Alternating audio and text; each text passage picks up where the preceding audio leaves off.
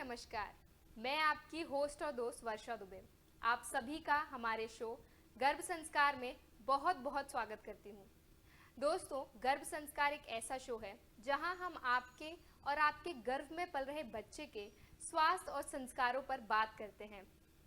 आज का एपिसोड आगे बढ़ाने से पहले मेरा सभी पेरेंट्स, सभी जो माता पिता हैं, उनसे एक सवाल है। क्या आपने कभी सोचा है कि आपके गर्भ में पल रहे बच्चे को आपकी धड़कनें, आपकी खुशियाँ और आपके गम सभी कुछ महसूस होते हैं? जी हाँ, गर्भ धारण करने के बाद से ही माँ के जो भी इमोशंस होते हैं, पिता के जो भी इमोशंस होते हैं, वो सभी चीज़ें बच्चा अच्छी तरीके से महसूस करता है और ये चीज़ें उसके विकास को भी प्रभावित करती हैं। दोस्तों, आज के हमारे इस एपिसोड में हम इसी पावर को और करीब से समझेंगे, इसके बारे में और जानेंगे और इसीलिए आज हमारे साथ मौजूद हैं देश के जाने माने गर्भ संस्कार कोच डॉक्टर विष्णु माने। नमस्कार डॉक्टर। नमस्कार। आपका हमारे शो में बहुत बहुत स्वागत है। डॉक्टर, जैसा कि माना जाता है जब एक माँ प्रेग्नेंट होती है, मतलब माता पिता दोनों का ही वो एक जर्नी होता है, बड़ा ही खूबसूरत सा जर्नी होता है, तो इस दौरान माता पिता के बीच में प्यार का होना कितना ज़रूरी है? बहुत अच्छा प्रश्न है, बिकॉज जर्नी शुरू हो रही है, जी। एक पर्सनालिटी को जन्म दिया जा रहा है और एक पर्सनालिटी को जब जन्म दे रहे हैं और वो किसके थ्रू आ रहा है, तो ये दोनों उनके जिम्मेदार है, माता और पिता। अगर दोनों ने वो रिस्पॉन्सिबिलिटी ली है, जैसे हम हमेशा प्रश्न करते हैं कि आपको संतान क्यों चाहिए। कंसीव करने से पहले हर माँ और पिता ने अपने आप से सवाल करना है कि मुझे संतान किस पर्पज से चाहिए, क्यों चाहिए। पर्पज की बात हमने एक एपिसोड में की थी, क्योंकि वहाँ से ही वो बॉन्डिंग बनता है। नॉर्मली होता है क्या है कि मेजॉरिटी टाइम इंडिया में अगर देखेंगे तो सिर्फ शादी हो गई इस एक रीज़न से संतान को जन्म दिया जा रहा है, उनके पास में कोई पर्पज़ नहीं है, वजह नहीं है। नॉर्मली हम इस तरह से सोचते नहीं है। जैसे मैंने एग्जांपल दिया था कि 10 रुपए का एक पेन भी खरीदना है, परचेस करना है, तो हम उसके पहले प्लान करते हैं। फिर यहाँ पे एक पर्सनालिटी को जन्म दिया जा रहा है और इस पर्सनालिटी के जन्म के पहले माँ और पिता का अगर प्लानिंग हो रहा है, मतलब पहले ये दोनों बॉन्डिंग हो रहा है माँ और पिता का, और उनके माध्यम से फिर ये संतान जन्म लेने वाली है, तो इन दोनों का बॉन्डिंग, दोनों का प्यार डेफिनेटली असर करता है। और इसलिए पर्पज ढूंढकर वहाँ से इस जर्नी की शुरुआत होनी चाहिए। जैसे इंडिया के कल्चर में अगर देखा जाए तो माता को बस 9 महीने बिताने हैं, 9 महीने कैसे तो काटने हैं, ये व्यू रखकर माँ कुछ प्रयास कर रही है, एटलीस्ट थोड़ी बहुत तो कर रही है। बट पिताजी जो है उनको कई बार पता नहीं है कि मेरा रोल क्या है, क्योंकि पिता का रोल डायरेक्टली नहीं है बट ऑब्वियसली इनडायरेक्टली बहुत बड़ा रोल है, क्योंकि वो माँ जो है वो माँ भी उस पिता के संग अटैच्ड है और पिता की इमोशंस, घर का वो एनवायरनमेंट नहीं है, पिता के द्वारा उस माँ को दिया जाने वाला जो प्यार है, जो रिस्पेक्ट है, सम्मान है, हम जो कहते हैं, तो वो अगर नहीं है, पिता के माध्यम से वो हैप्पीनेस उनको नहीं मिल रहा है, तो डेफिनेटली उसका डायरेक्टली इम्पैक्ट जो है माँ के माध्यम से उस कोख के अंदर जो संतान बड़ी हो रही है उस संतान के ऊपर हो रहा है। और मुझे विश्वास है, मतलब आज 2.5 लाख से भी अधिक लोगों तक हमने ये अवेयरनेस प्रोग्राम चलाए और उससे महसूस हुआ कि हार्डली 5 या 10% मेल्स जो है, पिताजी जो है, उनको इसके बारे में थोड़ा बहुत अवेयरनेस है, बाकी लोगों को इसका अवेयरनेस है नहीं है। और माँओं को देखा जाए तो एक लगभग 20% माँओं को अवेयरनेस है। तो इस विधि के बारे में भी अवेयरनेस नहीं है और इस वजह से जो शुरुआत होती है वो शुरुआत इतनी ठीक नहीं हो रही है। कहते हैं ना कि कोई भी सफलता पानी है तो शुरुआत बहुत बेहतर होनी जरूरी है, और शुरुआत के बारे में हमारे यहाँ पे वैसा कोई एजुकेशन नहीं दिया जा रहा है या अवेयरनेस नहीं प्रोवाइड किया जा रहा है। एंड दैट्स द रीज़न कि पति पत्नी दोनों कई बार, मतलब बेबी को जन्म तो दे रहे बट दोनों का इमोशंस या बॉन्डिंग वो एक दिशा में है, नहीं वो अपोजिट डायरेक्शन में, तो उसका असर निश्चित ही बेबी के ऊपर होता है। ये हुआ गर्भ के भीतर का असर।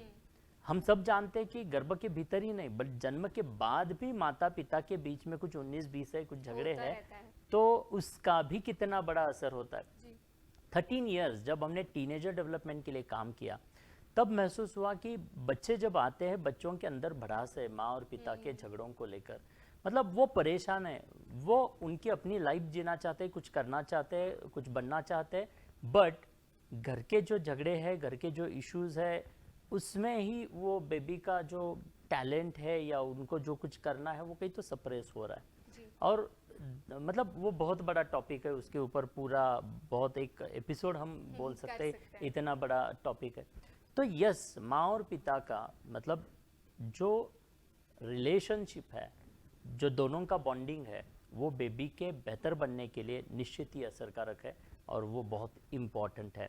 सो जितने भी दर्शक आज मुझे देख रहे हैं, मुझे भी आज भी विश्वास है कि जितने दर्शक देख रहे हैं उसमें से भी ज़्यादातर माएँ ही हमें आज देखती देख होंगी, रही हैं, जी। पिताजी यहाँ पे कहीं तो मिसिंग है। तो नॉर्मली मैं इसलिए हमारी जो वर्कशॉप होते हैं, वर्कशॉप के दौरान हम बताते हैं कि माँ और पिता दोनों ने अटेंड करना है, ताकि दोनों को मतलब पिताजी कैसे होता है कि हमारा आज तक का कल्चर नहीं रहा है देश का इस तरह से, तो पिता को उसका जानकारी नहीं, ऐसा नहीं कि पिता करना नहीं चाहते। जब मैं देख रहा हूँ पिताजी भी बहुत हद तक मतलब सरप्राइजिंगली बहुत बेहतर हद तक जाकर उस गर्भवती स्त्री को पति द्वारा मदद की जाती है, वो एनवायरनमेंट बनाया जाता है, कई पति तो बहुत अच्छी तरह से केयर करते हैं।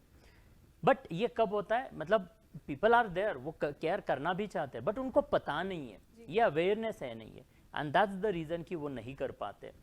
तो इसलिए, और महिलाओं का क्या होता है, महिलाएं बोलती नहीं है, मन में रखती है कि मुझे पति से जो एक्सपेक्टेशंस है या जो केयर उनको चाहिए, जो सपोर्ट चाहिए, वो बिना बोले एक्सपेक्ट करती है कि मुझे मतलब उस हस्बैंड से मिले, समझ जाए। एग्जैक्टली और वो नहीं होने के कारण वो कम्युनिकेशन है या नहीं हो रहा है, दैट्स द रीज़न कि पिता करना चाहता है, मेल पार्टनर जो है वो करना चाहता है, बट उसको अवेयरनेस नहीं है। तो इसीलिए हम हमेशा इनवाइट करते हैं कि आप आइए, वर्कशॉप करिए, ताकि वर्कशॉप के माध्यम से वो अवेयरनेस आप दोनों पति पत्नी को मिलेगा, ताकि पति जो है वो आपके जो एक्सपेक्टेशंस है, जो अनटोल्ड एक्सपेक्टेशंस मैं कहूँगा, ये अनटोल्ड एक्सपेक्टेशंस है, वो कहीं तो यहाँ पे मीट हो सकते हैं और फिर दोनों मिलकर बाय चांस नहीं बल्कि बाय चॉइस बेबी को जन्म दे पाएंगे। जी बिल्कुल। डॉक्टर, आजकल की जो हमारी लाइफस्टाइल है, व्यस्तता बहुत ज़्यादा है, क्योंकि जो दोनों माता पिता अपने अपने काम में व्यस्त होते हैं, तो एक पॉइंट आता है कि उनका रिश्ता जो है वो मुरझाने लग जाता है। सही तो है। वो उसको कैसे मेंटेन कर सकते हैं, कैसे उसको उनकी रिश्ते की जो खूबसूरती है वो बना के रख सकते हैं?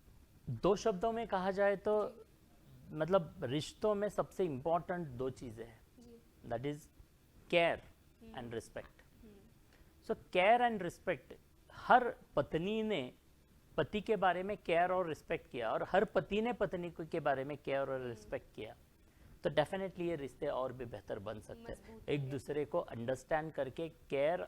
सो मैं हमेशा मतलब रिलेशनशिप के ऊपर ये बहुत दो इम्पॉर्टेंट वर्ड है कि care and respect.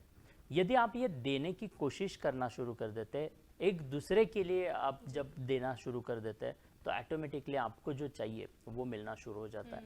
And care का मतलब ये नहीं है कि मतलब आप उनको पैम्परिंग, ये केयर नहीं है। केयर का मतलब हमेशा केयर बोले तो पैम्परिंग समझा जाता है, बट केयर यानी पैम्परिंग नहीं है। केयर यानी सामने वाले पर्सन की जो खुशी है, उन खुशियों के लिए उनको सपोर्ट करना, दैट इज केयर। तो इस तरह से ये केयर का शब्द मतलब अर्थ आता है। नहीं तो हमारे यहाँ पे आज क्या है कि केयर बोले तो और पैम्परिंग किया जाता है, तो और मतलब तो वहाँ से एक्चुअली झगड़े शुरू हो जाते हैं, और पैम्परिंग या और केयर से।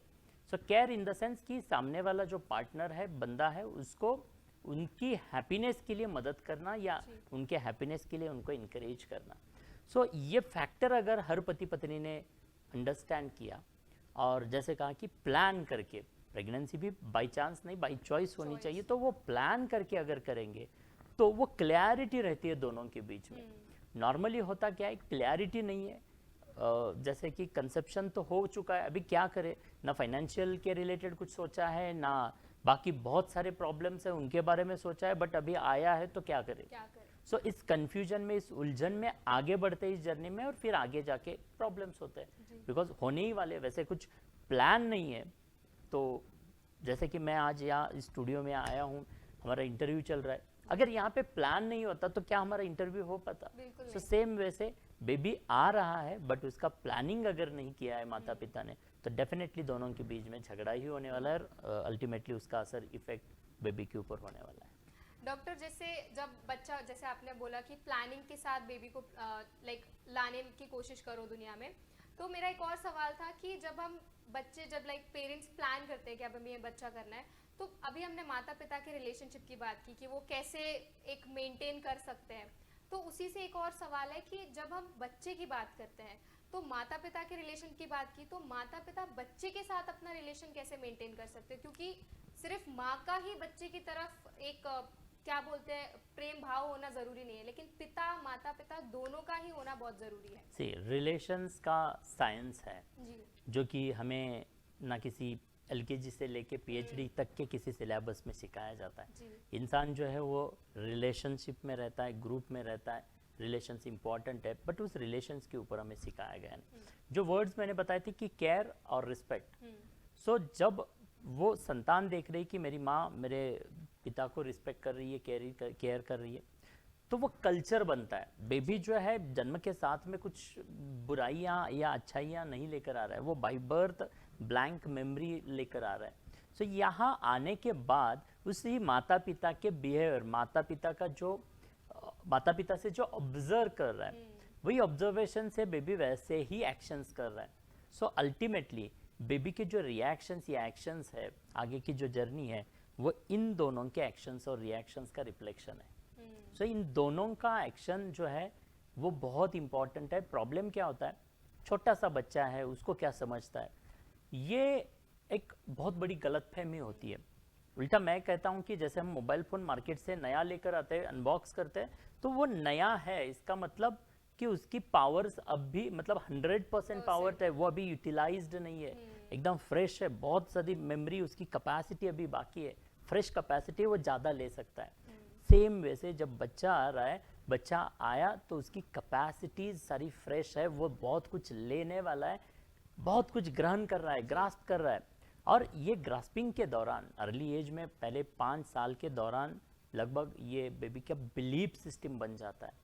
मतलब जैसे न्यूबॉर्न बेबी को बताया जाता ना कि ये ब्लैक कलर है, तो सपोज आपने ब्लू पहना है, इस ब्लू को मैंने अगर उस न्यूबॉर्न बेबी को बताया कि ये रेड कलर है, ये रेड कलर है, ये रेड कलर है, कुछ सालों के बाद में बेबी को पूछा जाएगा ये कलर कौन सा है, तो वो बताएगा रेड। क्यों? क्योंकि वैसा उसका फीड वही इंफॉर्मेशन की गई है। सो सेम वे जिस तरह से हमें फीड किया जा रहा है, जिस तरह से, क्योंकि हम सीखते हैं तो हमारे 5 सेंसरी ऑर्गन्स के माध्यम से, उस न्यूबॉर्न बेबी की मतलब फ्रेश कैपेसिटी में वो बेबी जो है बहुत कुछ ग्रहण कर रहा है। और कहाँ से कर रहा है? तो इन 5 सेंसरी ऑर्गन से।